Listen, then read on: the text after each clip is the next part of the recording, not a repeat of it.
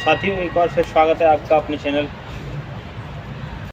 बात होती है कृषि की और कृषि से जुड़ी हुई नई नई जानकारियों की, तो मेरे साथ जुड़े रहिए और वीडियो को शुरू से लास्ट तक जरूर देखिए। आपका अपना गौरव आपको नई वीडियो के रूप में फिर से दिखाने जा रहा है एक नई कहानी।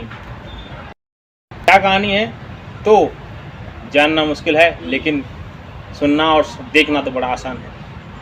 बस इसी बात पर मैं आपको बता दूं कि कृषि ऐसी शख्सियत, ऐसी हस्तियां जो आज यानी कि हमारा देश आज़ाद होने के बाद में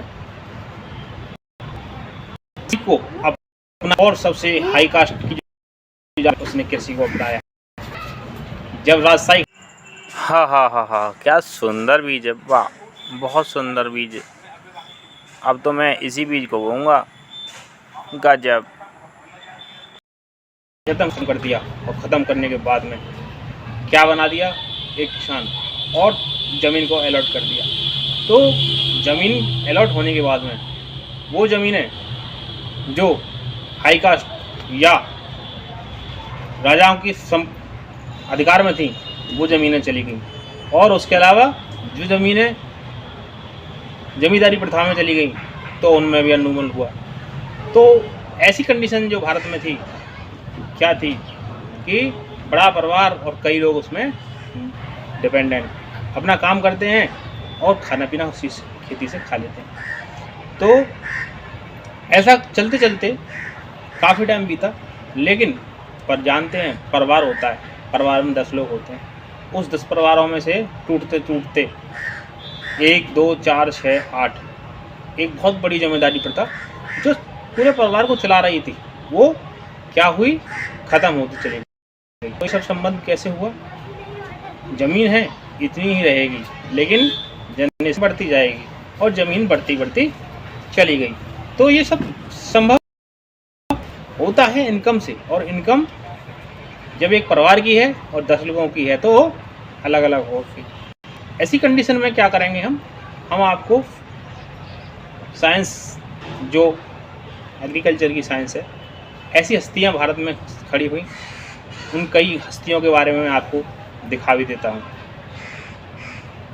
इस तरह से मुकेश टाटा हुए, नरेंद्र मोदी इस समय प्रधानमंत्री भारत देश के, ऐसी कई हस्तियां जो क्या कर रही थी, कृषि को छोड़कर एग्रीकल्चर इनकम को बनाए रखने के लिए क्या किया जाए और क्या नया किया जाए, ऐसी कंडीशन को ढूंढ रही थी, लेकिन अपने सस्टेनेबल तरीके से।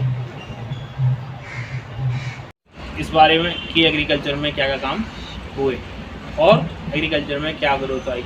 तो ये सब चीज़ें जो ऐसी हैं वो क्यों हैं?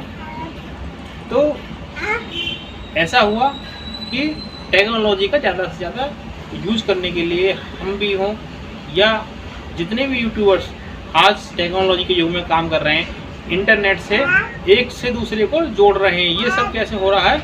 एक प्रोसेस के जरिए, और ये सब प्रोसेस हो रही है इंटरनेट की बढ़ती हुई तरीके से। यानी कि एक ज़माने में जब 4G होता था और मोबाइल इस तरह के छोटे होते थे, और आज समय चेंज है और मोबाइल इस तरह के हो गए हैं, यानी कि नई जनरेशन हो चुकी है।